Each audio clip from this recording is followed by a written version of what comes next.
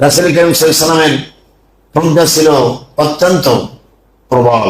তিনি প্রজ্ঞা এত বেশি ছিল যে জিহাদের ময়দানে যুদ্ধ করার জন্য যে বুদ্ধি কৌশল রণকৌশল আল্লাহ পাক তার ভিতরে দিয়েছিলেন, কত বড় বড় যুদ্ধের ময়দানে তারা এখন বিজ্ঞান সেটা গবেষণা করে দেখে যে মুহাম্মদ সাল্লাল্লাহু আলাইহি ওয়াসাল্লামের এই প্রজ্ঞার কারণেই ইসলাম ওইখান থেকে দূরে এসেছে। এই প্রজ্ঞা তার মাথায় আল্লাহ পাক দিয়েছিলেন। রাসূল করিম সাল্লাল্লাহু আলাইহি ওয়াসাল্লাম তিনি নিজে মানে গর্ত খনন করেছেন, মানে যেটাকে খন্দকের যুদ্ধ বলা হয়, তিনি নিজে গর্ত করেছেন।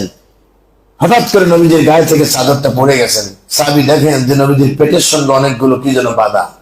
জিজ্ঞাসা করলেন, ওগো আল্লাহর নবী সাল্লাল্লাহু আলাইহি ওয়াসাল্লাম, আপনার পেটের সঙ্গে কি বাঁধা আছে? মাটির দলাগুলো বালি মাটি, তো এই মাটির দলাগুলো ছিঁড়ে ছিঁড়ে নবীজির দাড়ি মোবারক আসতেছে, গায়ে এসে লাগতেছে।